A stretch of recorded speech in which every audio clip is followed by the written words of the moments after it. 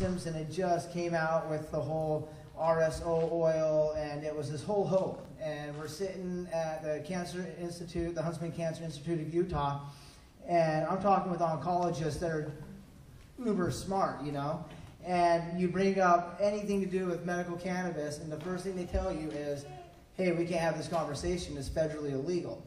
And so when you realize that the individuals that are put in the position to take care of our children and take care of us, and that they're not looking into alternative medicines and alternative protocols that could mitigate the treatments that they're giving that are proven to not work. It means the parents, like all of us, have to stand up and be the voice for the children, because children with illness can't fight that illness alone. And it takes all of us to come together, since the doctors are failing us in doing that, and moving forward with sensible legislation and sensible protocols for our families that could work. And like this lady right here said, there's nothing that works for her child, which means that anything that could possibly work should be looked into thoroughly, because at this point in time, they have nothing to offer her. And so it's unacceptable that our doctors aren't doing more, and that our legislators are actually practicing medicine without a license and stopping treatment. And that is unacceptable, and that's why I'm down here today. I'm from Missoula, Montana. I came here last year and promoted American Drug War 2, which is a phenomenal film if you haven't seen it, and I just appreciate your guys' time and coming out and being proactive in a state that's not friendly to medical cannabis or cannabis at all. And it takes a lot for all of you to stand up and unite and demand safe access. So thank you. Thank you, Michael. We have a couple more. Dean? Hi, my name is Dean Bortel. I have an 8-year-old daughter, Alexis. She has generalized epilepsy. What that means is we did the $500,000 workup, and they can't figure out why she has seizures. She's on a cocktail of medicines right now, which we'll talk about later. But like we've talked about here, we traded one demon for another. We reduced her seizures 70%, but we've introduced a whole host of other problems. So we're really hoping that medical marijuana is the answer, and we're hoping that this is our year. Thank you. Thank you, Dean. Last we have Sheena Stadler, sorry. Hi, I'm Sheena Stadler. I have a 6-year-old named Caden. I'm here because Texas thinks they have a right to question parents who vacation to Colorado and legally recreate. And I'm making sure that I don't have to flee anymore in America. As a veteran, I should not be fleeing in America. So, that's it.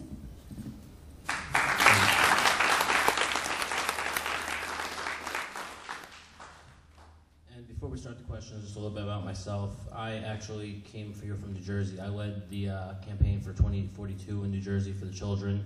We passed a law to change the program to allow more than 3 strains so we can get CBD medication for children there.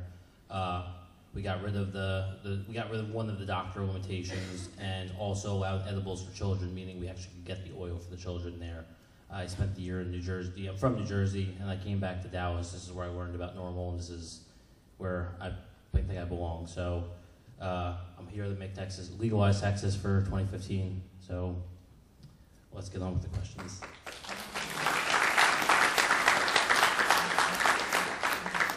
I'm going to start with Mike first. I want to thank you for your courage and your honesty in talking about all this, because I can only imagine how hard it is. Can you tell us about your decision to treat Cash with cannabis and how it improved his quality of life during a short time with us? When we decided to give Cashy his medicine, it was in the early part of 2010, right around June, July area is when we were actually able to get out of Utah back to Montana. We got him his doctor recommendation, and we were trying to make oil. And that's when I realized how hard and difficult it is to just go out and make RSO oil, because you need a lot of cannabis. And so that's when we started having our friends and my caregiver that we signed up with the state grow our outdoor crop for us, because we were in Utah, so we couldn't grow it. And It was right around the first part of August when Kashi went from doing regular chemo to high-dose chemo. And high-dose chemo is just one of the craziest roller coasters you could ever watch anybody go through, because it destroys the building block of your DNA. It destroys everything. And that's why anybody that does high-dose chemo has to have a bone marrow transplant or stem cell rescue. And the reason why is because if you don't get that, you will die, because your whole entire blood system is fried. And so when you start doing high-dose chemo, it completely turns you immunocompromised, and it makes you so violently ill that you can't hold anything down, and you start going through syndromes like wasting syndrome because you're malnourished. Your stomach is one of your fastest growing cells in your body, and when chemo wipes out those cells, your body's trying to purge them and absorb nutrients at the same time. And unfortunately, that's where most cancer patients derail, through malnourishment, because their bodies can't absorb the food. And so what happens is they put children and adults on TPN and lipid nutrition, which will destroy your organs within 30 days because it's aggressive to your kidney, your pancreas, your liver. It's really hard, and they're already stressed from chemo, and it's one of the things that just starts the roller coaster downhill. So right mid-August is when the Missoula Sheriff Department, they came in with helicopters and they raided my caregiver. And they took all the plants. They didn't write him a single ticket because he was legal.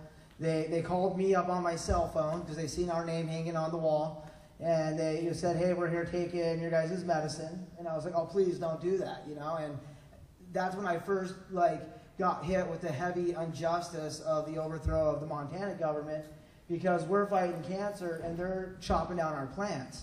So you fast forward, that was the same exact day that he started high-dose chemo. That was the last day he ate in August. And so we made our way into September, and the doctors pull us aside because Kashi's very, very sick. And I asked him, I said, is there anything you can do to make this better for Kash? And the doctor said, Mike, you're fighting a stage 4 brain tumor, you're using high-dose chemo and bone marrow transplants.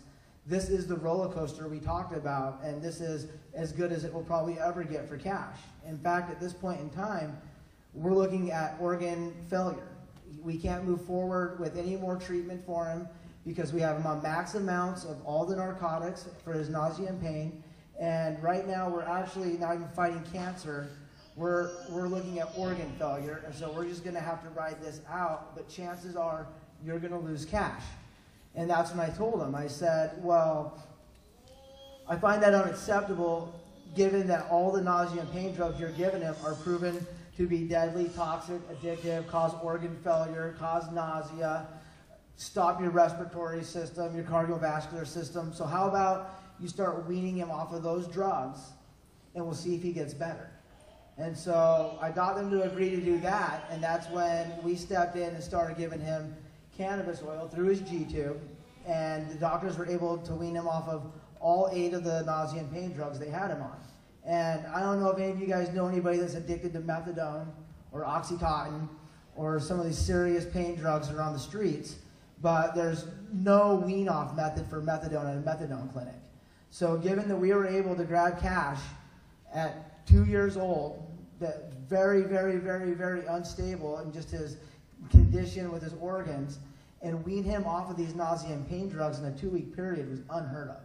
And we didn't tell the doctors we were giving him cannabis oil out of fear of them taking the medicine away.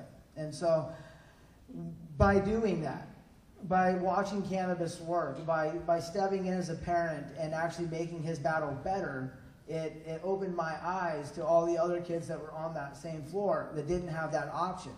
And when you're standing in Utah, there's no protection. When you have a medical cannabis card, you're not protected.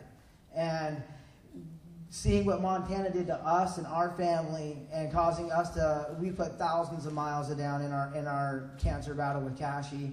And there was times when we found great success, and only to have it taken away by our mayor or our chief of police that doesn't agree with it. It's very troubling, and at the same time, what drives me every day to fight for our children and for all of you, because it takes everybody to stand up. It takes everybody to take that leap of faith. And I'm not saying that there won't be a martyr or two out of us, But the fact of the matter is these children that are fighting these illnesses that we're speaking of, they don't have an option to step out. And just a week ago, 2 weeks ago, I was in San Francisco working with a family that flew all the way from Norway with a child that had a severe epileptic syndrome. I'm not quite familiar with exactly what it was called, but they came all the way to California out of hope of finding medicine, only to be shut down because by asking someone to help you break a state law to help your child, you're putting all the other patients at risk, and so no one's going to help you, and you're left with nowhere to turn. And my friend, who deals with a lot of patients, was left with this option: do I help this family or do I not help this family? And I said to him, I go, you already know what you need to do, and my only question to you is, why do you think your life is more important than this child that's suffering? Why can't you go to jail to help this kid? Why do you get to have tomorrow but this child doesn't?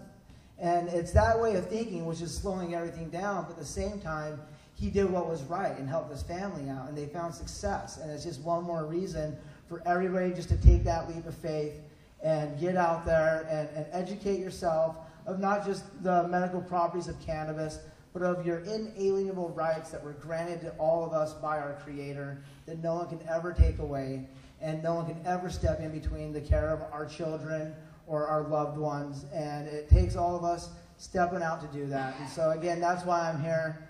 That's why we chose to use medical cannabis, because they had no other options for us. These doctors, they all make an oath of office, just like our officers of law do, and it is to avoid the chemist's drug and the surgeon's knife and use alternative treatments whenever they can.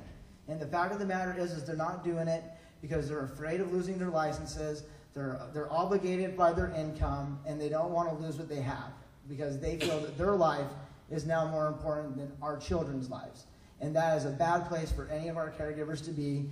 And it takes us reminding all of them, our officers, our doctors, everyone, that they have a responsibility. They're sitting in a big chair, and they got big shoes to fill. And it's time that they step into our spot and do what they already promised to do, so us as parents can step back and take care of our children and not fight for access, because that's their job.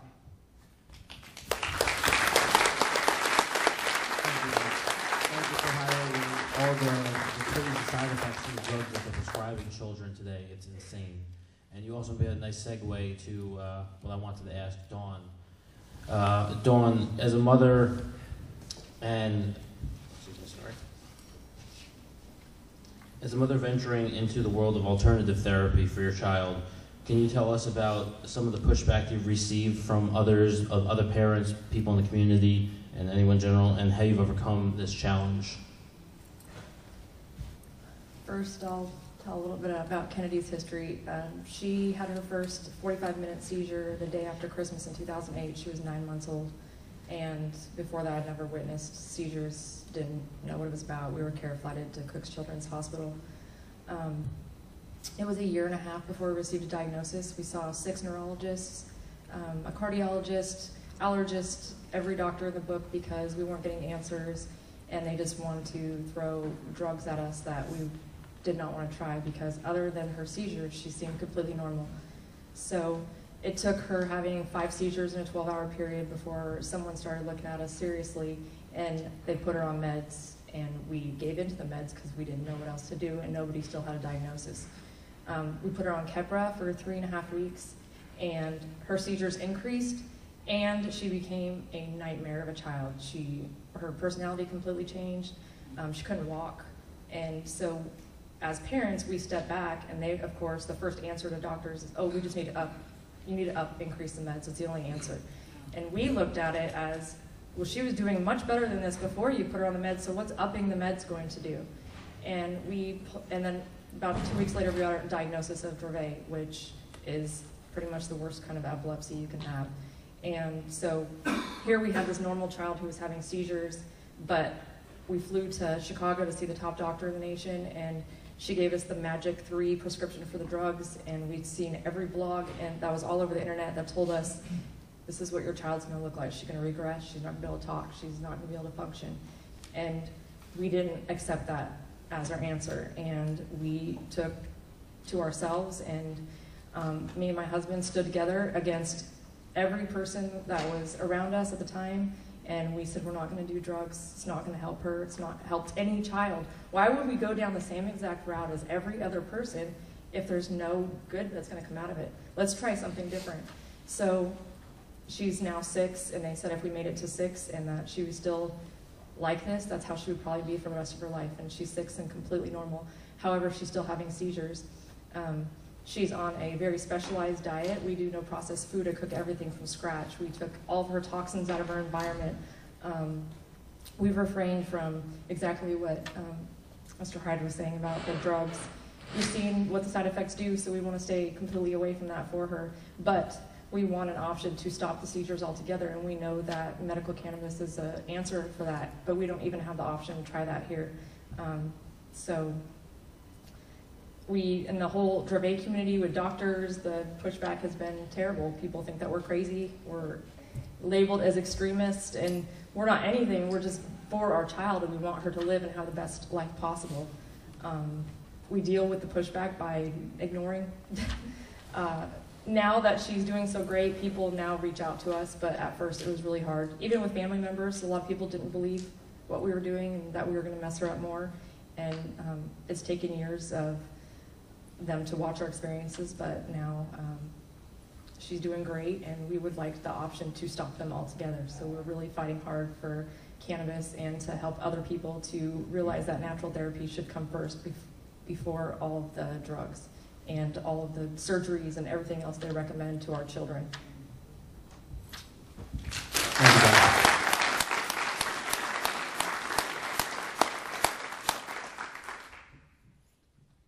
Next question is for Sheena. Since you've had to move your family out of Texas as a result of the laws here, can you tell us all a bit about how you came to this decision and the work you're doing in Colorado? Yes, again, I guess I should give a little bit of a background.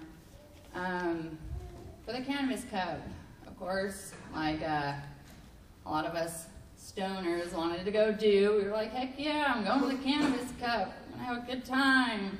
Be around all these fellow stoners, we're going to have a great time. And it was. And I posted on Facebook, like everyone else probably would have too. I was excited.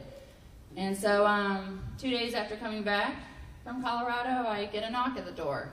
Not a friendly one either. I get 3 undercover detectives asking me if I went on vacation, asking me if I brought anything back. And so, of course, I'm telling them, yes, I went on vacation. And I'd be stupid if I brought anything back. And so they said, well, we can clear this up. Let me walk in your house, and then I'll just get out of your hair. And I'm sure it wasn't going to be as friendly as he was saying. I'm sure they were going to tear up my house. So I also told him I was a libertarian. And no one was going to come in my house because of some he said, she said bullshit. Excuse my French.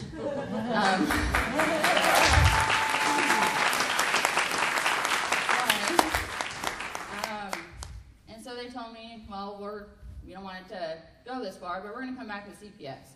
And I said, well, it shouldn't go that far. I thought I was allowed to go to vacation to Colorado like everyone else was. But they came back 2 days later, rolling 4 deep and CPS.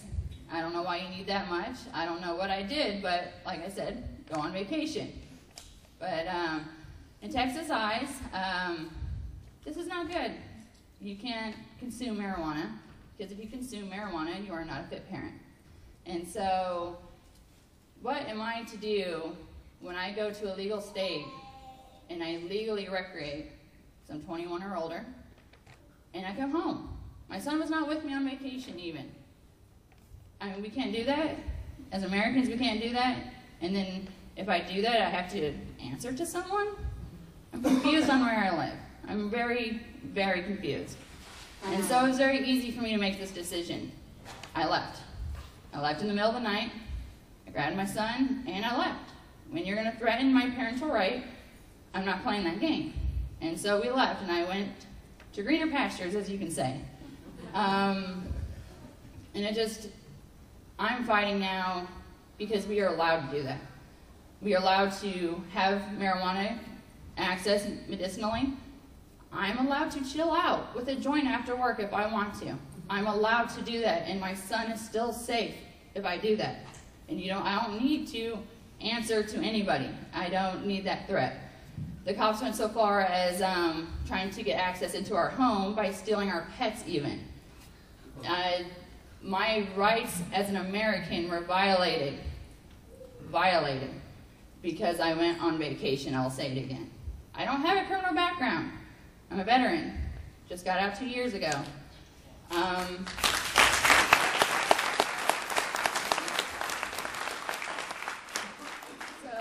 I'm fighting just maybe for the rights of Americans at this point. I am fighting, if you want to pack up, go on vacation, do it. Have fun. Come home, carry on. I mean, that's how it should be. So that's what I'm fighting. Right now in Colorado, there's this awesome group I think you guys should look up. It's called Operation Grow for Vets. And what they're doing is they are trying to point out to the VA that we want cannabis offered to us instead of pills first. So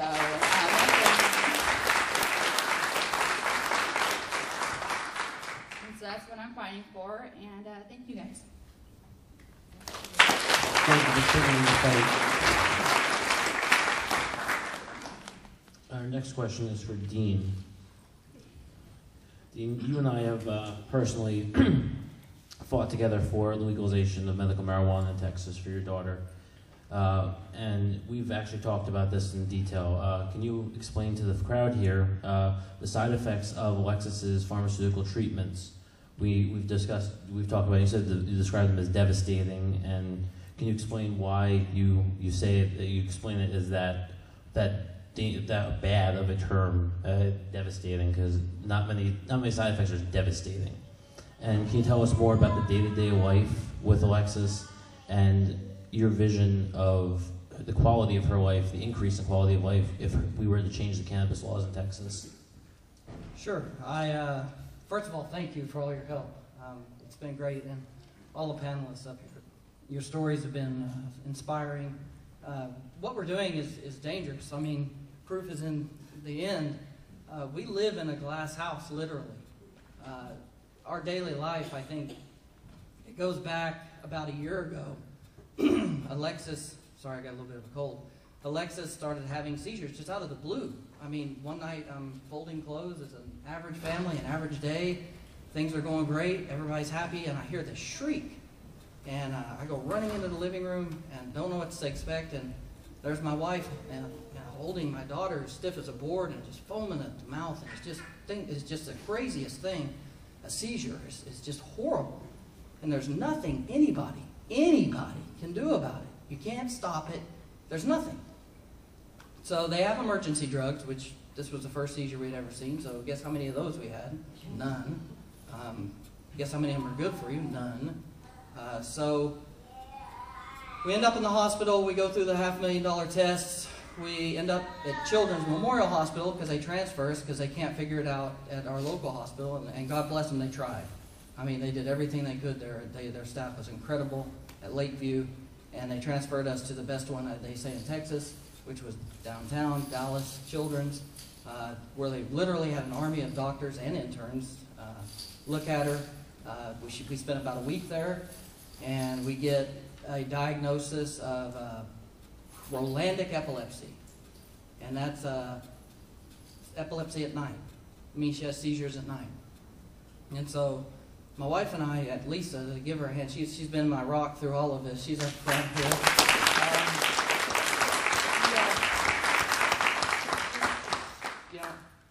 I'm a disabled vet myself. She was there when I was in recovery after I was injured. I went through traumatic brain injury. And so here she is again, and I'm thinking to myself, my God, this can't happen to her twice. Thinking about my daughter and all of this. And so we go through this process, and they decide to medicate. And we take the doctors at their word, and we start medicating. Well, it's like throwing gasoline on a fire. I mean, we started her on something called Carbatrol, and I don't assume you're all pharmacists, but I'm going to give you some names because I've heard some names. And she went from having seizures at night to having seizures during the day, when she went to sleep, when she woke up, when she was, started school. And So we go back to Children's, and what do? Well, we're going to up the meds. You know, if they're not working, double them, right? Double down. This is blackjack we're playing. This is not a kid's life. So we double down. And then she goes into nighttime seizures, and during the day, she just freezes up like a robot. I mean, it's the craziest thing you've ever seen. She'd be walking along in the school hallway, and it was always the same place. She'd be walking down the school hallway and just stop. And if you didn't grab her, she'd fall over. And it was so surreal because we're in a place to where we can't do anything to help her. There was nothing we could do. And then we changed neurologists, right? What do you do when your doctor is not working, you're not getting the help you want? We change doctors. And we end up with this new doctor who, if you've watched Weed or Weed 2, and if you haven't, I beg you, please, every cannabis, medicinal cannabis person out there trying to convert people should have Weed and Weed 2 on their DVRs, because if you show that to somebody and they can't be educated after those two shows, then you need to get them the hell out of your life because they can't be educated. Right?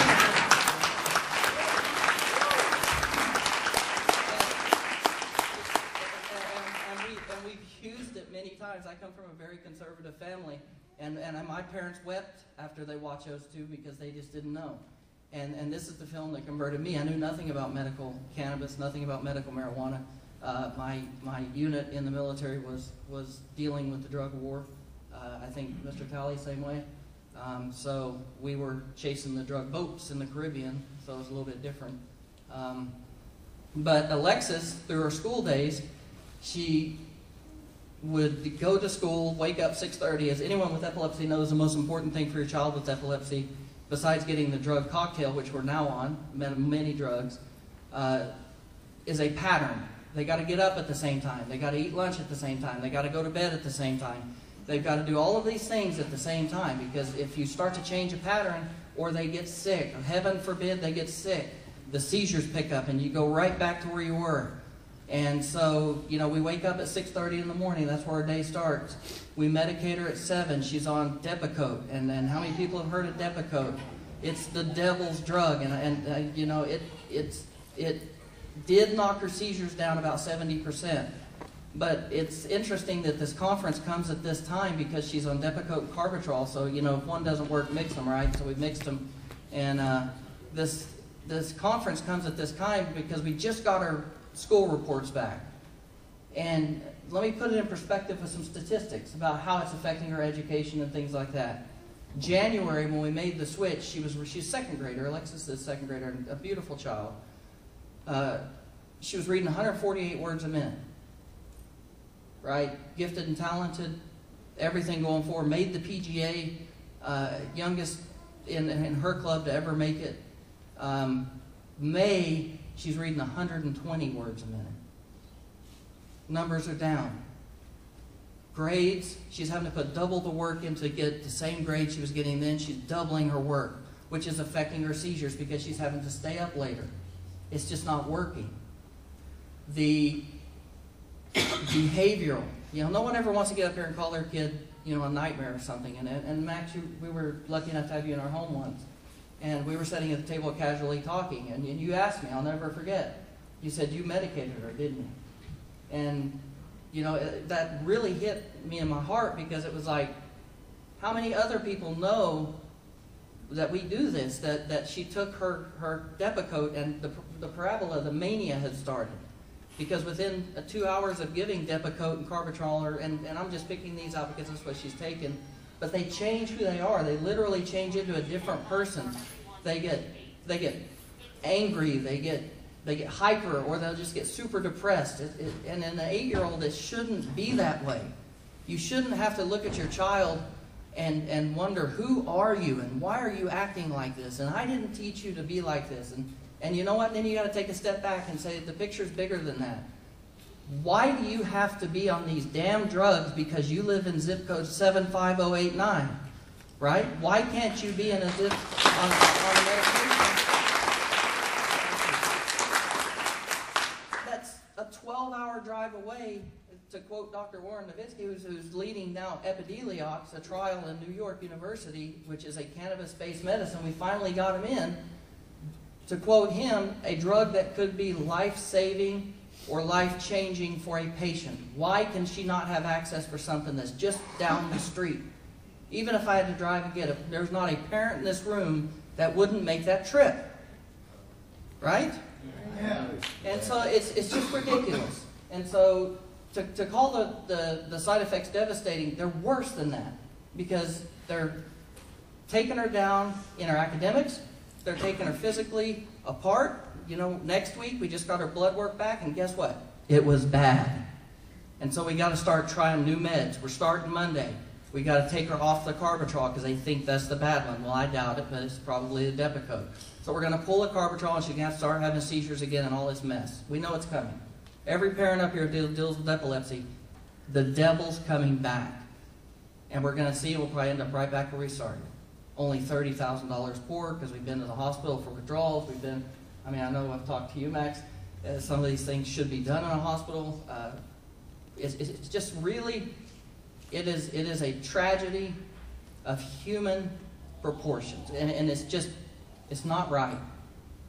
And we've got to do something. And we need your help. I mean, we are living in a glass house. CPS could show up at my doorstep tomorrow because my wife and I have made the choice to put Alexis out there. You know, she's going to be out there. You're going to see her picture. We're going to keep telling her story. We don't have anything to hide from. We're both disabled veterans. We both served our country with honor. They want to come after me. I say, come. You know, you want to come try digging them up?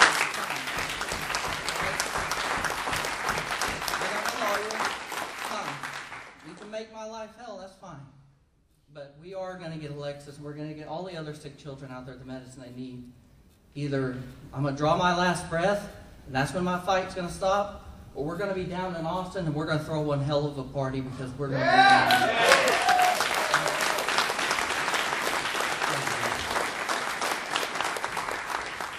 That was one hell of a speech. And lastly, last question we're going to go with is, or for individual question, is going to be for, excuse me, for Melanie.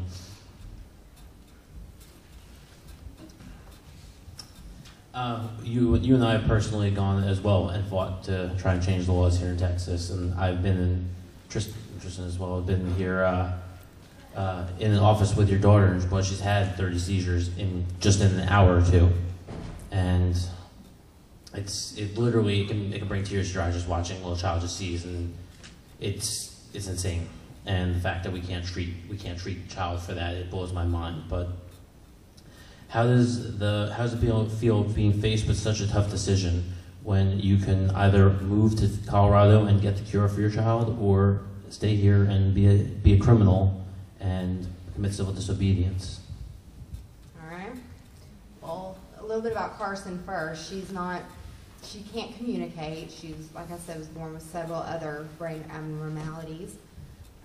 So she is equivalent to, I would say, really a newborn. She has no head control, other than she did have head control until she started seizure meds. And she lost it and hasn't regained it. And again, she's 4 years old. Started seizure meds at 5 weeks. So moving, I would love to, but my husband, his job is here. Me and Carson can move. That, unfortunately, like I said, she can't walk, she can't talk. I am her only caregiver. I can't shower when Carson's home. I have to wait till my husband comes home after work, and I take a shower at night. We're going to the grocery store on my fun Friday nights, pushing Carson in her wheelchair and pulling the grocery cart. So I can't even go to the grocery store without support. And my whole family is in Flower Mountain. My mom lives 5 minutes from my house. My brother bought the house next door, and my other brother lives just in Louisville, 5 minutes away. So my whole family is here. If I move to Colorado, I don't know anyone there. And Carson also just got accepted to a MDCP program, which is Medically Dependent Children's Program. We have waited 4 years for her to finally qualify for this, and that means we'll get the help that we need, like equipment. I can't even bathe her, so if we did move, I can't even bathe her. I haven't been able to bathe her for 2 years because she weighs so much. I can't even pick her up out of the bathtub. Can't bathe my child. So, that's why I can't move. It's actually impossible for me unless I hire a nurse or go through the whole system in Colorado and wait 4 more years to get assistance. You shouldn't have to move. No, exactly. I don't want to. I love Texas. This is my home. But I do want to say that I haven't come across any negativity with anyone discussing. I've had anyone's support. I've had support of our pediatrician. I asked her, what would you do if this was your child? And she said, I would go get it. You know, Carson, like he said, she's got, I say an average of 30 to 4 seizures, but that's a low ball in it. And the Epilepsy Foundation is yelling, let's legalize cannabis. They even know. And am I worried about breaking the law? No. I have in my head a certain time to get all this taken care of. And if not, I'll be honest with you, I don't care if I'll go to jail for my kid. If it's something that works,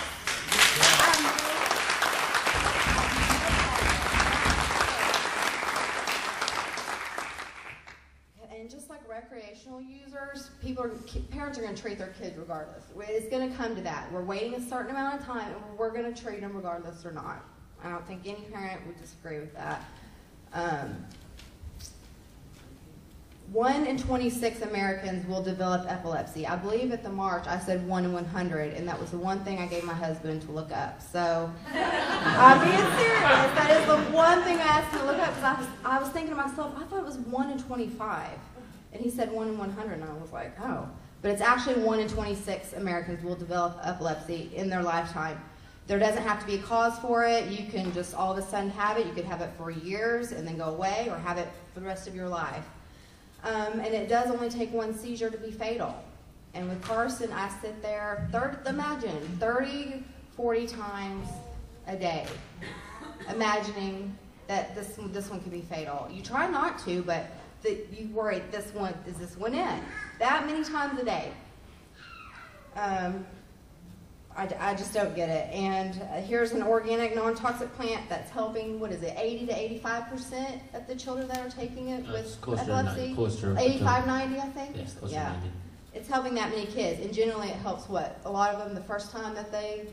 Compared to regular epilepsy drugs, that after the first 3, it's under 5%. Yeah. Amazing. And they're getting off of their pharmaceuticals. So...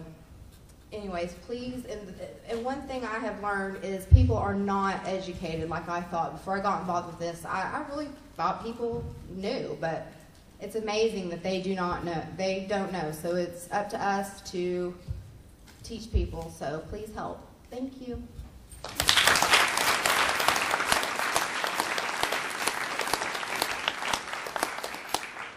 Thank you very much for telling us about it. I can only imagine how hard it is to see your daughter having that many seizures, and to be able to talk about it takes a whole nother level of strength. So I wanted to conclude our panel.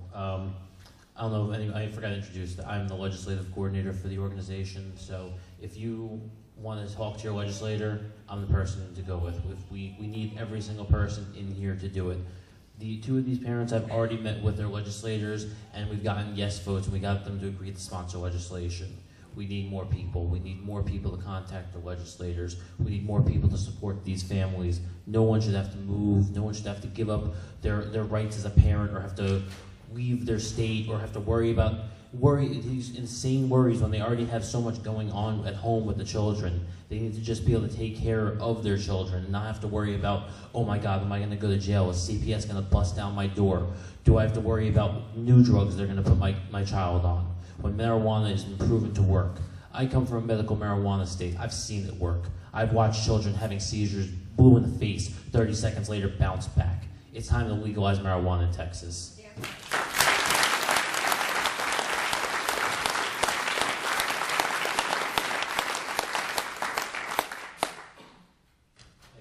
Concludes the panel.